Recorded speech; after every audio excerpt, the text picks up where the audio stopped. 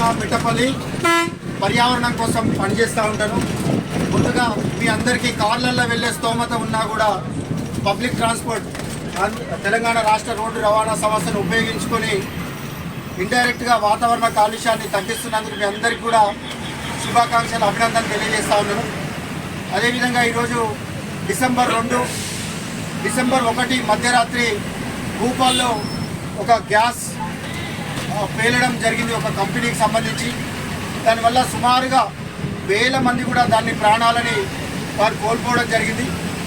దానిని దృష్టిలో పెట్టుకొని ప్రజల్ని నిరంతరం అప్రమత్తం చేయడానికి, కాలుష్యం పట్ల వారికి అవగాహన కల్పించుకోవడానికి భారత ప్రభుత్వం జాతీయ కాలుష్య నివారణ దినోత్సవంగా డిసెంబర్ 2ని ప్రకటించి ప్రజలకి అవగాహన కల్పించేటటువంటి ప్రయత్నం చేస్తూ ఉంది. ఇది ప్రభుత్వాల పనియే కాదు, ప్రజల యొక్క బాధ్యత కూడా.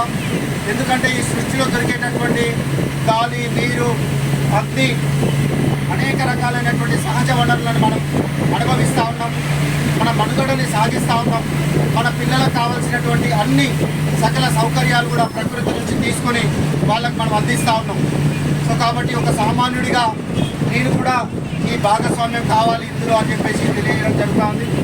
అదేవిధంగా ప్రస్తుతం COP28 దుబాయ్లో ఈ వాతావరణ కాలుష్యం మీద ఏ రకంగా మనం జాగ్రత్తలు తీసుకోవచ్చు, ఏ రకంగా మనం ఈ కాలుష్యాన్ని నియంత్రించి ఒక చక్కటి వాతావరణాన్ని భావి తరాలకి అందించవచ్చు అనేటటువంటి ఉద్దేశంతో కాన్ఫరెన్స్ ఆఫ్ పార్టీస్ దుబాయ్లో నిర్వహించడం జరుగుతూ ఉంది.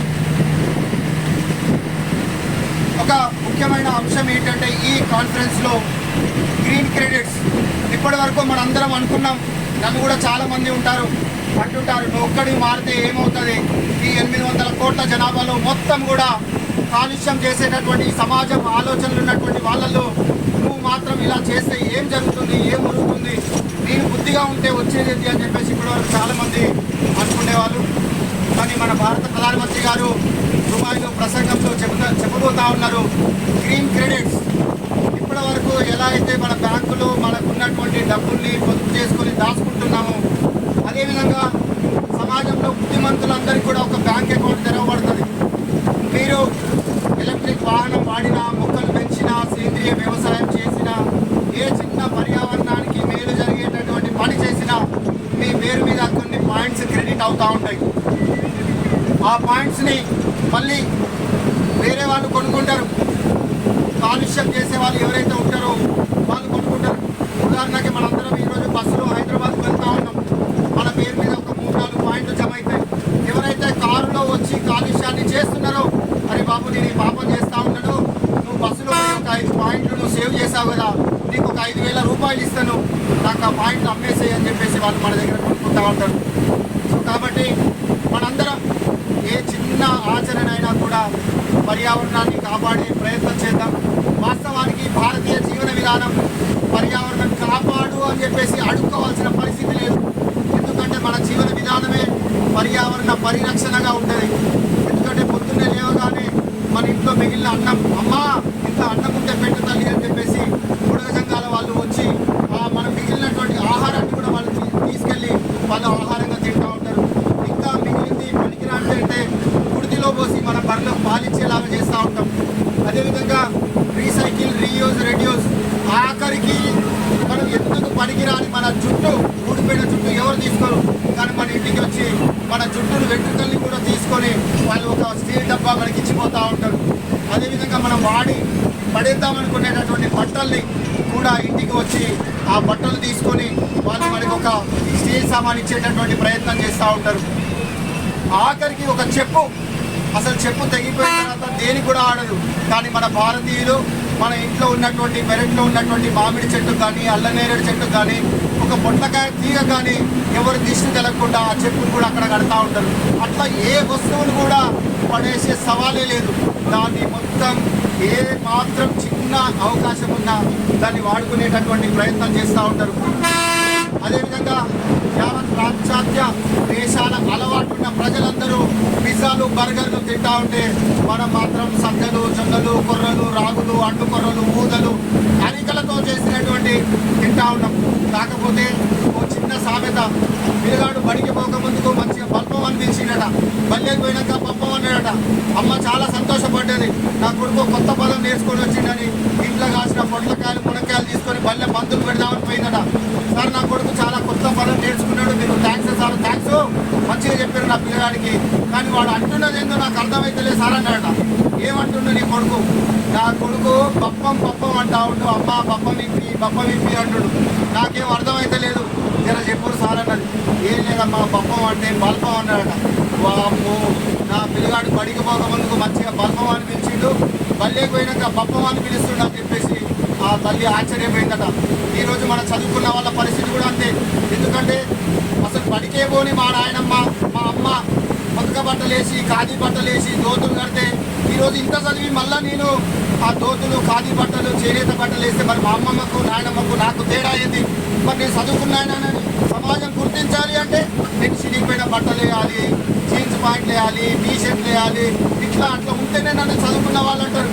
ఒకవేళ మీరు బుద్ధిగా ఉందామని చేనేత బట్టలు వేసి మంచి ఖాదీ బట్టలు వేస్తే ఏమైనా నీ పిల్లగాడు బడికి పోయినా అక్కడేమన్నా కూలి పని చేస్తానికి పోయినా ఏంటి అవతారం ఏంటి అని చెప్పేసి ఎగతాళి చేసేటటువంటి సమాజం.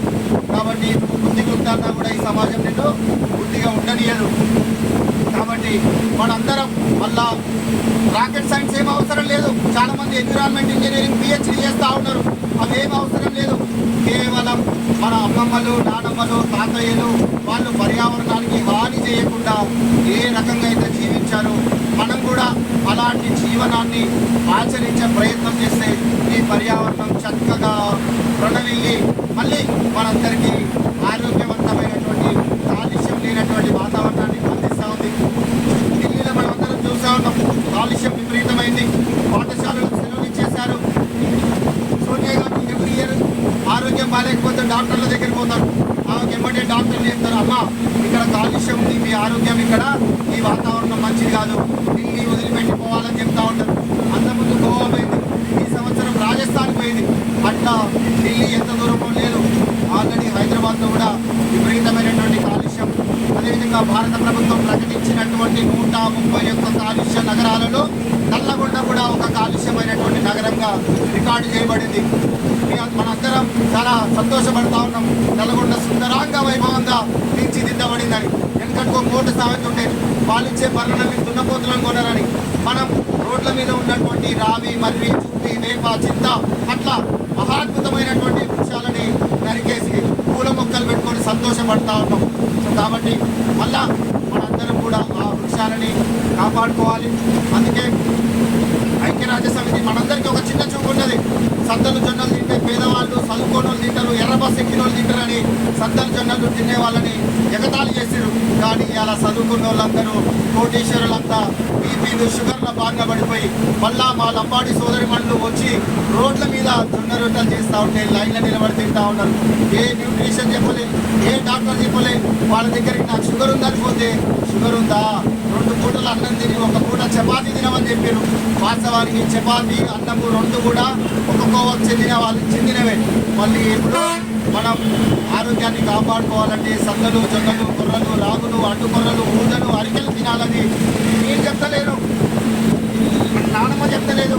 ఐక్యరాజ్య సమితి ప్రపంచ సిరిధాన్యాల సంవత్సరం 2023గా ప్రకటించి యావత్ ప్రపంచ వాసులంతా కూడా సద్దలు జొన్నలు తింటా ఉన్నారు. మళ్ళీ చేనేత ఖాదీ వస్త్రాలను మనం ధరించాలి. అదేవిధంగా ఒక్కసారి వాడి పడేసేటటువంటి ప్లాస్టిక్ కాకుండా మనం బయటికి వెళ్ళేటప్పుడు ఒక స్టీల్ వాటర్ బాటిల్ని తీసుకుని వెళ్ళేటటువంటి ప్రయత్నం చేయాలి. అదేవిధంగా మీరందరూ రాత్రికి రాత్రి బుద్ధిమంతులు కావద్దు. బుద్ధిమంతులు అయితే ఏమవుతుంది అన్న బుద్ధిమంతులు అయితే బుద్ధిమంతులు అవుతే ఏమవుతుంది, భారతదేశం అంతా అల్లకల్లోలం అవుతుంది. ఎందుకు? నువ్వు అందరూ థమ్స్అప్ తాగలేదు, బుద్ధిగా ఉన్నారు, కానీ థమ్స్అప్ కంపెనీకి CEO ఉన్నాడు, మనోడే ఉన్నాడు, IIMలో చదివి గొప్ప ర్యాంక్ వచ్చిందని 30 లక్షల ప్యాకేజ్ అంటే మనందరం సంతోషపడి సపోర్ట్ కొట్టినాం. నా కొడుకు థమ్స్అప్ కంపెనీకి CEO అయిందని. కానీ వాడు చేసేది మన ఆరోగ్యాలు పాడు చేసేటటువంటి థమ్స్అప్ కంపెనీకి CEO అయింది.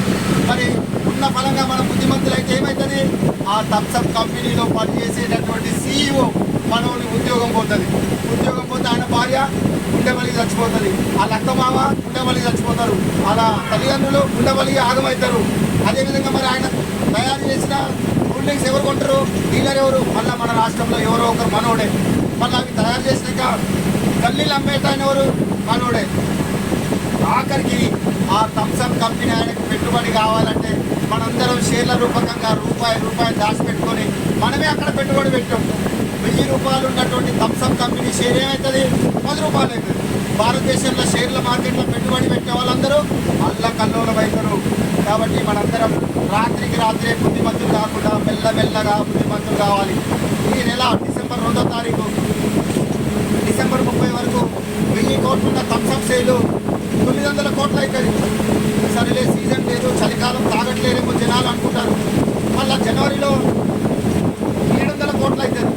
అందరు కూర్చొని మీటింగ్ పెట్టుకుంటారు. అసలు ఏమైంది? సీఈఓ కూడా వాళ్ళ పిల్లలు ఉంటారు కదా, ఇంటికి వచ్చి ఏదిరా అసలు మార్కెట్లో థమ్సప్ ఎన్ని ఆఫర్లు పెట్టినా తాగట్లేదు జనాలు అనుకుంటారు. ఏం లేదు డాడీ, మేము మెల్లమెల్లగా మారుదాం అనుకుంటున్నాం. థమ్సప్ వల్ల ఆరోగ్యం పాడవుతూ ఉన్నది కాబట్టి మేము మారుదాం అనుకుని తగ్గిస్తూ ఉన్నాం డాడీ అంటారు. అనగానే అందరూ పోయి మీటింగ్ పెట్టుకుంటారు. సమాజం అంతా మెల్లమెల్లగా మారుతూ ఉన్నారు. మరి మన ఆలోచనలు కూడా మార్చుకోవాలని చెప్పేసి మీటింగ్ పెట్టుకొని థమ్సప్ బదులు మనం బతాయి జ్యూస్, చెరుకు జ్యూస్ని మార్కెట్లకి పంపిద్దాము అంటారు. అప్పుడు ఏమవుతుంది?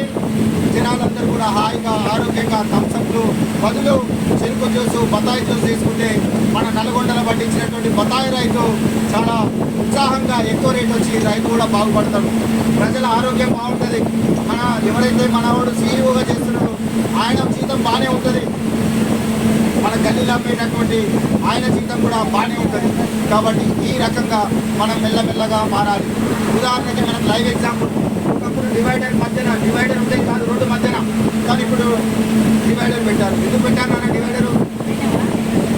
యాక్సిడెంట్లు అయితే ఎందుకు ఏడ పడితే ఆడ అడ్డం లేదు, మలిపినామనుకో యాక్సిడెంట్లు అవుతాయి. అట్లనే మనం కూడా రాత్రికి రాత్రి బుద్ధిమంతులు అయితే అన్ని యాక్సిడెంట్లు అయిపోతాయి, పిచ్చిలోళ్ళు అయిపోతారు, ఉద్యోగాలు రావు, అట్లా రకరకాలైనటువంటి సమస్యలు ఏర్పడుతూ ఉంటాయి. కాబట్టి మనందరం ఒకేసారి బుద్ధిమంతులు కావాలా? మెల్లమెల్లగా కావాలా? ఎట్లా కావాలన్నా మెల్లమెల్లగా బుద్ధిమంతులు కావాలి. ఇవాళ ఇప్పుడు మనందరం జీన్స్, టీషర్ట్లు మొత్తం ఏట్లయితే వేసుకున్నామో మీరు మెల్లమెల్లగా ఇప్పుడు వచ్చేటటువంటి సంక్రాంతి కానీ మనం చేనేత బట్టలు కుట్టించుకోవాలి. మరి చేనేత అంటే అంత ఆషామాషి కాదు. ఐక్యరాజ్య సమితి ఈ సంవత్సరం చేనేతగా యునెస్కో గుర్తింపు ఇచ్చింది. యావత్ ప్రపంచం కూడా మన చేనేతని గుర్తిస్తూ ఉన్నది. కాబట్టి మనందరం మెల్లమెల్లగా చేనేత ధరించాలి, సిరిధాన్యాలు వేసుకోవాలి. అదేవిధంగా మనం మట్టి ఇళ్ళని నిర్మించుకోవాలి. మరి మట్టి ఇల్లు నిర్మించుకుంటా అంటే మన వాళ్ళు ఊపుకుంటారా? ఇప్పుడు మావిడి ఉంది, నేను బుద్ధిగా మంచిగా ఇల్లు కట్టుకున్నా, ఈ గృహప్రవేశం చేసినాడు, మార్పులు కప్పోర్డ్లు కుట్టించుకొని చుట్టాలందరినీ చేస్తే ఓ మావాడు బ్రహ్మాండంగా కట్టిండని ఇల్లు అన్నారు. ఇప్పుడు మరి మావిడ దామ కృషి చేసుకుందాం అంటుంటే వంగ పెట్టి 4 కొడతది. కాబట్టి మనం మన ఇల్లులు తీసేసుకోవాల్సిన పని లేదు. కానీ సమాజంలో ఇప్పటికే 50 నుంచి 60% మట్టి ఇళ్లల్లో ఉంటున్నారు, కమ్మల గుడిసెలో ఉంటున్నారు. వాళ్ళు ఏమనుకుంటున్నారు? భగవంతుడు నా మీద చిన్న చూపు చూడడం వల్ల, నేను బాగా చదువుకోకపోవడం వల్ల, నా దగ్గర డబ్బు లేకపోవడం వల్ల, నేను బాగా చదువుకొని ఉద్యోగం చేయకపోవడం వల్ల ఇట్లాంటి మట్టి ఇంట్లో ఉండేటటువంటి దుర్భరమైన పరిస్థితి ఉందని బాధపడుతూ ఉన్నాడు. కాబట్టి మనం అందరం ఏం చేయాలి? మనం మారకపోయినా ఆల్రెడీ మారే వాళ్ళు ఎవరైతే ఆల్రెడీ ఆచరిస్తున్నారో వాళ్ళ దగ్గరికి పోయి అభినందించి వారికి మనం సన్మానం చేయాలి. ఆ సన్మానం కూడా ఎకిలిగా ఉండొద్దు. ఆయన ఏమనుకుంటాడు? ఈ అమ్మాయి నా పొగరు చూసినావు, ఆయన మంచి ఇల్లు కొనుక్కొని నన్ను ఎక్కిరించడానికి వచ్చి కమ్మల గుడిసెలు ఉంటున్నావు, నువ్వు గొప్పను అని చెప్పేసి ఎక్కిరించడానికి వచ్చినావు అని చెప్పేసి మళ్ళీ బాధపడతాడు. సో కాబట్టి అది చాలా ముందంగా ఉండాలి, మర్యాదగా ఉండాలి. ఇట్లనే నేను రోజు ఒక అతను సైకిల్ మీద వెళ్తున్నాడు, ఆర్టీసీ డ్రైవర్. రామగిరిలో ఆపి దండం పెట్టి ఆయనకి చిన్న సన్మానం చేయబోయాడు. ఆయన బలవంతంగా కోపంగా ఈ సంగతి చెప్తా, నీ ఫోన్ నెంబర్ నువ్వు నన్ను ఎగతాళి చేస్తావు, సైకిల్ మీద పోతున్నా అని చెప్పేసి ఇంటికి పోయిండు. ఎందుకంటే ఒక్కొక్కరు 8-10 గంటలు ఇంజన్ దగ్గర తీసుకొని వాళ్ళు డ్రైవింగ్ చేస్తారు. చాలా వేడి వస్తుంది వాళ్ళకి, అనేక రకాలైనటువంటి ఆరోగ్య సమస్యలు ఉంటాయి వారికి. మనం 5 నిమిషాలు సోఫాలో కూర్చొని ఇట్లా నిద్రపోయే అలసిపోయినామని చెప్పేసి అంటాం జర్నీ. మరి వాళ్ళు 8-10 గంటలు వాళ్ళు జర్నీ చేసి వేడికి ఎంత బాధ ఉండాలి అని ఆయన కోపంతో నా ఫోన్ నెంబర్ తీసుకొని ఇంటికి పోయాడు. ఇంటికి పోయి మంచిగా తిన్నాడు, ఇంకా స్నానం చేసిండు, కడుపు ఇంకా సల్లా పడ్డది. ఇక నాకు ఫోన్ చేసి ఏడుస్తూ ఉన్నాడు. నాకు భయం అవుతూ ఉంది, ఏమన్నా ఇబ్బంది పడ్డా, అందరి ముందర నన్ను సైకిల్ తొక్కుతున్నందుకు అవమానపరిచిండు అని ఇబ్బంది పడ్డా అని చెప్పేసి నాకు భయం అవుతుంది లోపల. సార్, నాకు పద్మశ్రీ అవార్డు వచ్చినంత సంతోషంగా ఉంది సార్. ఈ సమాజం సైకిల్ తొక్కేటోళ్ళని కూడా గౌరవిస్తుందా సార్? ఈ సమాజం సైకిల్ తొక్కేటోళ్ళకు కూడా సన్మానించి బహుమానం ఇస్తుందా సార్ అని ఆయన, ఇది ఏడుపు కాదు సార్, నాకు ఆనందం వేస్తుంది అని చెప్పేసి అన్నాడు.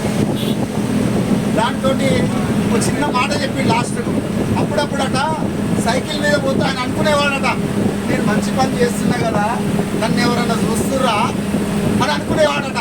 చూసారా పాపం ఎంత ఇదిగా అనిపించిందో. సో మనం చేయకపోయినా, మనం ఆచరించకపోయినా మన చుట్టుపక్కల ఉన్నటువంటి వాళ్ళు ఆఖరికి ప్రతినిత్యం చెత్త ఏరుతుంటారు. వాళ్ళు మనం చదువుకున్న వాళ్ళం తాగి పడేసినటువంటి థమ్సప్ బాటిళ్ళు, ప్లాస్టిక్ కవర్లు అన్నీ ఏరుకొని పొద్దున్నాక ఒక 200 రూపాయలు సంపాదించి వాళ్ళ పిల్లలకి ఒక్కటి భోజనం పెడతా ఉంటారు. కాబట్టి అట్లాంటి చెత్త ఏరుకునే వాళ్ళు ఎక్కడ కనిపించినా వాళ్ళకి నమస్కరించి తృణమో ఫలమో ఇస్తే వాళ్ళు కూడా ఏదన్నా బాధ ఏర్పడినప్పుడు, అరే నేను చేసేది చాలా గొప్ప పని అట, స్వచ్ఛ భారత్ అట అని చెప్పేసి ఆయన కూడా ఆనందంగా గర్వంగా అది చేసేటప్పుడు నేను ఒక చీదరింపు పని చేస్తున్నానని భావించకుండా నేను ఒక గొప్ప కార్యం చేస్తున్నా అని చెప్పేసి ఆయన భావించుకుంటూ ఉంటాడు. అదేవిధంగా ఆ మధ్య చిన్నజీయర్ స్వామి ఒక ప్రసంగంలో మాటిస్తూ అందరిని అడుగుతాడు, మానవ సేవయే ఏంటి? మానవ సేవ ఏ సేవ నాన్న? మానవ సేవయే అనగానే అందరూ మాధవ సేవ అని జవాబిస్తారు. ఏంటయ్యా ఈ సృష్టిలో పాపిష్టి పని అంటూ ప్రతిదీ చేసేది ఈ మనిషికి సేవ చేస్తే అది మాధవుడి సేవ అవుతుందా? ఈ సృష్టిలో ఫలాని పాపం పని చేసింది ఎవరు అంటే ఏ జంతువు పేరు చెప్తారా? మనిషి పేరే చెప్తారు. మరి అట్లాంటి పాపిష్టి పనులు చేసి మనిషికి సేవ చేస్తే మాధవుడికి సేవ చేసినట్టు ఎట్లయ్యా అని చెప్పేసి తన ప్రసంగంలో చెప్తా ఉంటాడు. ప్రకృతి సేవయే సర్వపాటి సేవ అని చెప్పేసి చిన్నజీయ స్వామి గారు చెప్తారు. అట్లా అనేక మతాలలో కూడా ప్రకృతికి చాలా విలువ ఇవ్వడం జరిగింది. ఉదాహరణకి ముస్లిమ్స్ తీసుకుంటే వాళ్ళు ప్రతిరోజు నమాజ్ ముందు వజూ చేసుకుంటారు. అంటే వాళ్ళ కాళ్ళని చాలా శుభ్రంగా కూర్చొని వాళ్ళు కడుక్కుంటూ ఉంటారు. సో వాళ్ళు అంటే చెప్తూ ఉంటారు, సముద్రం పక్కన వజూ చేసుకున్నా కూడా, కాళ్ళు కడుక్కున్నా కూడా నీళ్ళను వృధా చేయొద్దు, ఎందుకంటే మనం చుక్క నీటి కూడా ఆ భగవంతుడికి లెక్క చెప్పాల్సిన అవసరం ఉంది అని చెప్పేసి చెప్తూ ఉంటారు. సో కాబట్టి ఈ COP28 సదస్సులను పురస్కరించుకొని ప్రపంచ నాయకులు, పర్యావరణవేత్తలు పెద్ద మీటింగ్ హాల్లో, ఏసీ హాల్లో మీటింగులు పెట్టి పర్యావరణాన్ని కాపాడాలని ఉపన్యాసాలు ఇస్తూ ఉంటారు. కానీ ఒక సామాన్యుడిగా అది బడి కావచ్చు, గుడి కావచ్చు, చర్చి కావచ్చు, మసీద్ కావచ్చు, ఒక బస్సు కూడా కావచ్చు, రైలు కావచ్చు, ఏరోప్లేన్ కావచ్చు, ఎక్కడికి వెళ్ళినా అందరికీ ఆ పర్యావరణం పట్ల అవగాహన కల్పించేటటువంటి ప్రయత్నం చేస్తూ ఉన్నాడు. సో కాబట్టి అందులో భాగంగా ఈరోజు పబ్లిక్ ట్రాన్స్పోర్ట్ ఉపయోగించి ఇండైరెక్ట్గా, డైరెక్ట్గా వాతావరణ కాలుష్యాన్ని తగ్గించి ఈ జాతీయ కాలుష్య నివారణ దినోత్సవం సందర్భంగా మేము నినాదాలు కాలిచ్చేది ఆచరణ చేస్తామని చూపిస్తున్న మీ అందరికీ కూడా అభినందన తెలియజేస్తూ ధన్యవాదాలు తెలుపుతా ఉన్నాను. ఆఖరిగా మిమ్మల్ని అందరినీ క్షమించమని కోరుతా ఉన్నాను. ఎందుకంటే ప్రతి ఒక్కరు బస్సు ఎక్కగానే హాయిగా నిద్రలోకి వెళ్ళిపోతారు. అలా మీరు నిద్రలోకి వెళ్ళిపోకుండా డిస్టర్బ్ చేసి మిమ్మల్ని ఇబ్బంది పెట్టినందుకు మనస్ఫూర్తిగా క్షమిస్తారని ఆశిస్తూ సెలవు తీసుకుంటా ఉన్నాను.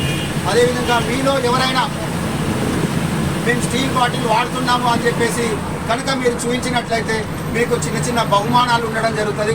మీరు కూర్చున్న ప్లేస్లోనే మీరు ఆ స్టీల్ బాటిల్ ఎత్తి చూపిస్తే మీకు బహుమానం ఇవ్వడం జరుగుతుంది. చివరిగా మీ యొక్క సీట్లో కూర్చొని మీరు ఒక చిన్న ప్రతిజ్ఞ చేద్దాం. అందరికీ ధన్యవాదాలు చెప్తా ఉన్నాం. అంకుల్ వస్తూ ఉన్నాడు. ఈ మాట కూడా విలువైన మాటలు. చాలామంది సెలవులు నిబంధనలు అయిపోయారు. యాక్చువల్గా వినడానికి కూడా ఎవరు సుందరంగా లేరు. చాలా దురదృష్టకర విషయాన్ని బాధపడుతున్నాను. కొంచెం వాళ్ళు ఇలాంటి దొరకడం కష్టం, మన అదృష్టం. ఏది మనకు సంకేతం పంపడానికి, వినడానికి కోరుకోవడంలో అతను పంపే సంకేతం మనం వినడానికి సంతోషించాలి తప్ప అందరూ కొంతమంది సెల్ ఫోన్లు నిబంధనలు అయిపోయారు. అది దురదృష్టకరం నేను భావిస్తున్నాను. అలాంటిది కాకుండా ఇంతమంది కొంచెం నలుగురు మాట రావాలని నేను కోరుకుంటున్నాను. అందులో ఒక మాపు అంటే నాలో కొంత అవగాహన ఉన్నది ఇప్పటికే. అట్లా చెప్పిన దాంట్లో ప్రతి కూడా కొంత క్షణం కూడా టైం అయితే విన్నాను ఇప్పటికి కూడా. కాబట్టి నేను అందరూ దయచేసి తనకు అభినందనలు చెప్పుకుంటూ ఎవరో ఒకరు కొంత అంత చెప్పినా కాకుండా కొంతమందిని మార్పు చెందాలని కోరుకుంటున్నాను. ప్రతి ఒక్కరు కూడా ఇంకా ఎదుగుతున్నారు. వాళ్ళు ఎక్కువ మార్పు రావాలని కోరుకుంటున్నాను. ఇంకెక్కువ ఏది బాగుంటే కొంతమంది చేసినా చేయకుండా ఇప్పుడు నుంచి వాళ్ళ భావితరాల మీద భవిష్యత్తు మీద డిపెండ్ అయినటువంటి వాతావరణం ఉంది కాబట్టి ప్రతిదీ కూడా అతను చెప్పిన దాంట్లో 100% నిజాయితీగా ఉంది. అతను చాలా సేవ చేస్తుంది ఈ విషయంలో, ఎక్కువ చాలా గౌరవపడుతుంటారు విషయంలో. కాబట్టి మనం కూడా మన వంతుగా ఒకరిని మాట్లాడడానికి ప్రయత్నం చేయడం అనేది నేను కోరుకుంటున్నాను. బయటలో వచ్చి పురాల గింజలు నాకు ఇవ్వబోయింది. కొంచెం దేని గురించి అంటే ఇట్లా 5 నిమిషాలు మాట్లాడాక నాకు ఏమంటే ఇంప్రెషన్ ఫుల్ సార్ నాకు ఇవ్వండి అని చెప్పి మా పెరట్లో కూరగాయలు పెట్టి పండించిన వచ్చి చూసిపోయి ఆయన ఆనందించాడు. అప్పటి నుంచి కూడా అతని మీద నేను చాలా అట్రాక్ట్ అయినా. అది నేను కూడా చాలా మందికి బోధించేటువంటి క్రమంలో కొంత ప్రయత్నం చేసిన. నేను ఉదాహరణ నా బావి దగ్గర బాగా యాబ్సెంట్ ఉన్నాయి. మొన్న మొత్తం వచ్చి 10,000 ఇస్తారు కొట్టా అన్నాడు. అది నా దృష్టిలో వచ్చి నా మైండ్ ఒప్పుకోక మా పొలం వేస్ట్ ఆయన కొట్టేయండి సార్ కొట్టిన పంట రావద్దని చెప్పి నన్ను ఫోన్ చేశాడు. ఫోన్ చేయకుండా పర్లేదు తప్ప నీ చెట్టు మన కొట్టి నా ఇష్టం అని చెప్పేసి కొంచెం బలంగా చెప్పిన. దానివల్ల కొంచెం నష్టం జరుగుతుంది వాస్తవమే పంటకు. కానీ అది వాతావరణం చాలా దానివల్ల ఉపయోగం నాకు తెలుసుకున్నా. ఇక్కడ ద్వారా నేను 100 దాకా ఉండే యాబ్సెంట్ చిన్న చిన్న మొక్కలని అది కొట్టడం కోసం ఈ వ్యాపారులు ఉంటారు కదా, ఈ పంట వ్యాపారులు వాళ్ళు వచ్చి 10,000 రూపాయలు ఇస్తారని చెప్పి మా ఫాదర్ గారితో నాకు ఫోన్ చేస్తే నేను అమ్మను పక్క వాళ్ళు అనుకుని నాకు సంబంధం లేదు. కానీ నేను మాత్రం అమ్మని ఇప్పుడు కూడా ఆ చెట్ల వల్ల ఒక 10-20 బస్తాల ఒడ్డు నష్టం అయితే కావచ్చు. కానీ అయినా భరించు నాకు కావాలని తప్పి తప్ప నేను ఆ చెట్ల కొట్టి నిరాకరణ చెప్పేసాను. అంటే నాలో కొంత అయితే మార్పు వచ్చింది. అందరూ కూడా ఆ మాత్రం వస్తే సార్లు కోరుకుంటున్నాను. సార్ ఒక్క నిమిషం సార్, ఒకసారి అందరు గట్టిగా చప్పట్లు కొట్టండి. పెద్ద వయసు వారు కూడా నేను చెప్పే వయసులో వారికంటే చాలా చిన్నవాడిని అయినా కూడా గౌరవించి నేనున్నాను సార్ అని చెప్పేసి వచ్చి ఇట్లా మాట్లాడినందుకు నాకు చాలా ఆనందంగా ఉంది sir. Thank you sir. Thank you. మనలాంటి వాళ్ళు ఈరోజు ఒకరు వచ్చి ఎలాంటి వాళ్ళు ఎంప్లాయ్ చేస్తే వాళ్ళు ఎంతో వేల మందికి చేస్తారు. అతను చేయకపోయినా కూడా మనం అభినందించిన కొంతలో వాళ్ళ ఉత్సవం జరుగుతున్న ఉద్దేశంతో మీరు ఇక్కడ రావడం జరిగింది. మీరు అందరూ కూడా మీ ఇంట్లో కావచ్చు, ఇంటి పక్కన కావచ్చు, ఏదో కావచ్చు, మీరు చెప్పినట్టు అందరూ వ్యవసాయం ఉంటుంది చూపించు బాయికాటు చేసిన మొక్కలు పుట్టిన ప్రయత్నం చేయడం దయచేసి. అవన్నీ మన వాతావరణాన్ని మన వంతు కొంత యాక్చువల్గా ఎలా నేను చెప్పుకోకూడదు. నా కార్లో పోయేటువంటి పరిస్థితి ఉంది. నా ఇంట్లో కారు ఉంది. ఇప్పుడు నేను ఒక్కరి కోసం ఈ కారు కాల్చి చేసి పోకూడదు, బస్సులో ప్రయాణం చేస్తాను. అది ఇక తెలుసు ఆ విషయం. రోజు మా ఇంటికి వెళ్ళిపోతాను. మా ఇంట్లో 3 కార్లు ఉన్నాయి. నా కారు ఇంట్లో ఉంది. నేను బస్సు పోవడం కారణం అదే కొంత ఖర్చు కానీ నేను అది కూడా కొంత ఒక భాగమే కావచ్చు. ఆ రకంగా బస్సు ప్రయాణం సిద్ధపడ్డా. ఈరోజు నా కారు కూడా కొంచెం కొత్తగా ఉంది. ఇంకేస్ చేయడం కొంచెం కష్టం. ఆ పిల్లలు కారు వల్ల కూడా వద్దురా కారు అవసరం లేదని చెప్పి నేను నిరాకరించింది బస్సు ప్రయాణిస్తున్నాను. అంటే మీరందరూ కూడా కొంత మార్పు చెంది ఈ కాలుష్యాన్ని నివారించడానికి ప్రయత్నం చేస్తే నేను కూడా మీలో అందరిలాగా అభినందిస్తాను. కూడా ప్రజలు మారడానికి ప్రయత్నం చేయండి. ఎంతో కొంత ఇది కానీ కొంతమంది వాళ్ళ సెల్లు అయిపోయారు. వాళ్ళ బాధపడుతున్నారు కాదు.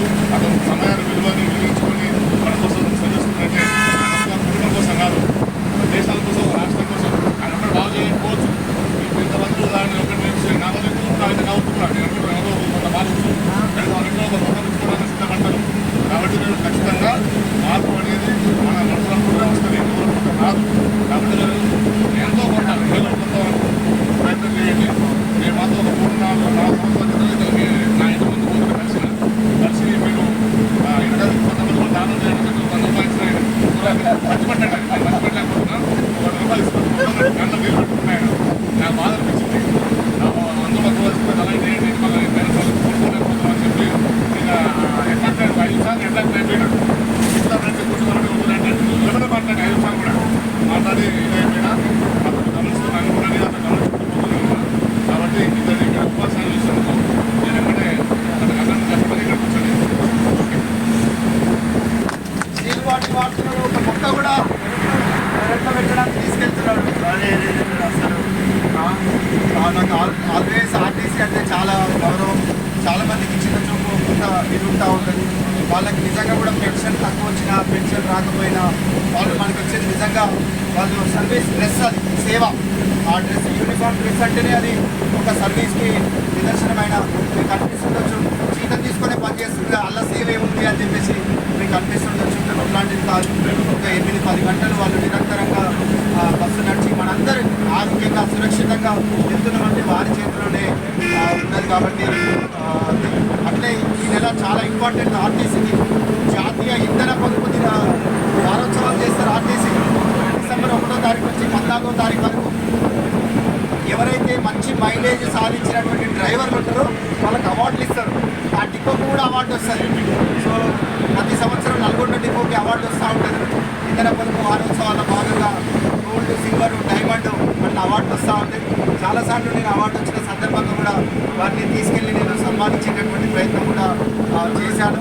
సో అంకుల్ నిజంగా నేను ఎందుకంటే వాళ్ళ ఇల్లు చాలా చక్కగా జియాలజిస్ట్ అంకుల్ వాళ్ళ పిల్లలు కూడా గొప్ప అద్భుతంగా కట్టుకొని ఎన్ని మొక్కలు పెంచారు. ఇంటి పైన, ఇంటి కింద, పక్కన ఖాళీ ప్లేస్ ఉంటే ఖాళీ ప్లేస్లో కూడా చాలా మొక్కలు వాళ్ళు పెంచడం జరిగింది. సో నిజంగా ఆ రోజు అంకులు సో తీసుకొచ్చి ఒక 100 రూపీస్ ఇచ్చి ఇట్లా ఇచ్చేసాడు. అంటే నాకు కొంచెం ఏడ్కొచ్చేసింది. అంటే నేను అంటే ఏమైనా ఇట్లా అడుక్కోవడానికి అట్లా వచ్చానా అంటే ఏమైనా అనుకుంటారా ఏంటా. అప్పుడప్పుడు నా భార్య అంటూ ఉంటుంది, నీకు సిగ్గుగా అనిపించట్లేదా, ఇంత చదువు చదివి బ్యాంక్ మేనేజర్ ఉద్యోగం చేసి రిజైన్ చేసి నువ్వు ఇట్లా తిరుగుతూ ఇట్లా రైతులు అట్లా అప్పుడప్పుడు వాళ్ళు ఏమైనా పెడతా ఉంటారు అంటే అనిపించట్లేదా, ఇంత చదువు చదివి మనం ఇట్లా చేస్తుంటే సిగ్గు అనిపించట్లేదా, ఇట్లా దూది కట్టుకొని ఇట్లా అని చెప్పేసి అంటే కూడా చెప్తాను. నేను ఎందుకు సిగ్గుపడాలి. సాయిబాబా మనందరికీ తెలుసు. సాయిబాబా ప్రతిరోజు భిక్షాటనకి ప్రతి ఇల్లు తిరుగుతూ ఉంటాడు. తిరుగుతూ ఉంటే అందరూ ఆయన ఎక్కడ వచ్చి వెళ్ళిపోతాడు అని చెప్పేసి ఆయన రావడానికంటే ముందే వీళ్ళు వారికి భిక్ష చేయడానికి, ఆ భోజనము రొట్టెలు పెట్టుకోవడానికి సిద్ధంగా నిలబడతారు. సాయిబాబా గారు వచ్చి ఏంటమ్మా నీ పాపం కడిగేసుకోవడానికి సిద్ధంగా ఉన్నావా అని చెప్పేసి తను నవ్వుకుంటా భిక్షాటన చేసుకుంటూ వెళ్తూ ఉన్నాడు. నేను కూడా ఈ సమాజ హితం కోసం నా భార్య పిల్లల్ని పోషించడానికి నేను పని చేయట్లేను. కేవలం సమాజ హితం కోసం, సర్వ ప్రాణి కోసం ప్రయత్నం చేస్తూ ఉన్నాను. చాలామంది మేము చేయలేకపోతా ఉన్నాం, మేము ఇదవుతా ఉన్నాం, మీరు చెయ్యండి అని చెప్పేసి ప్రోత్సహిస్తున్నారు తప్ప నేను వాళ్ళ దగ్గరికి దిగి అని చెప్పేసి అడుకోవడానికి కానీ లేదా ఇచ్చేయండి సహాయం చేయండి అని నేను ఎవరిని ప్రాధాయపడడానికి వెళ్ళట్లేను అని చెప్పేసి ఆమెకి సర్ది చెప్తూ ఉంటాను. 3 సంవత్సరాలైంది చెప్పులు వదిలేసి నేను వేర్ ఫుడ్గా తిరుగుతూ ఉన్నాను. 4 ఎండాకాలాలు వెళ్ళిపోయినాయి.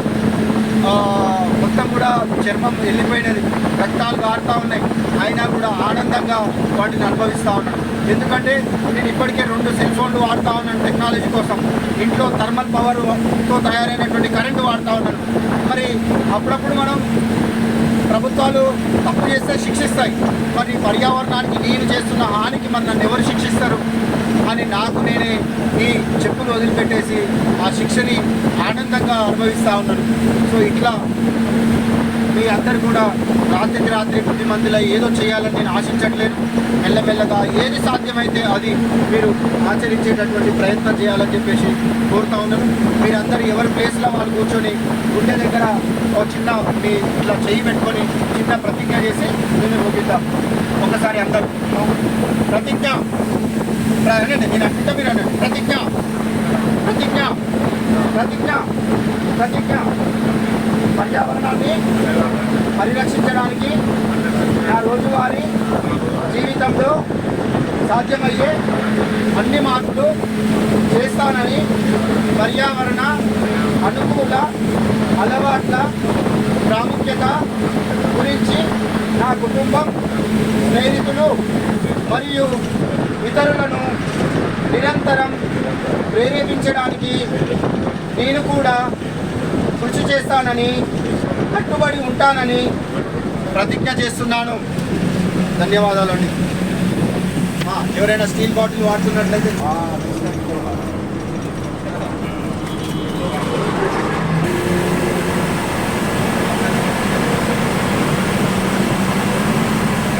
ఎవరైనా చేసి వారికి అభినందిద్దాం. సంతోషించదగ్గ విషయం ఏంటంటే వారు మొక్కను కూడా వెంట పెట్టుకొని పోవడం చాలా ఇప్పటివరకు మనం సోషల్ మీడియాలో చూస్తూ ఉంటాం. కండక్టరు, డ్రైవర్ ఇట్లా మొక్కలు నాటాడు అని చెప్పేసి. సో అలాంటిది ఈరోజు బస్సులోనే ఇలా తీసుకెళ్ళడం నాకు చాలా ఆనందంగా ఉన్నది.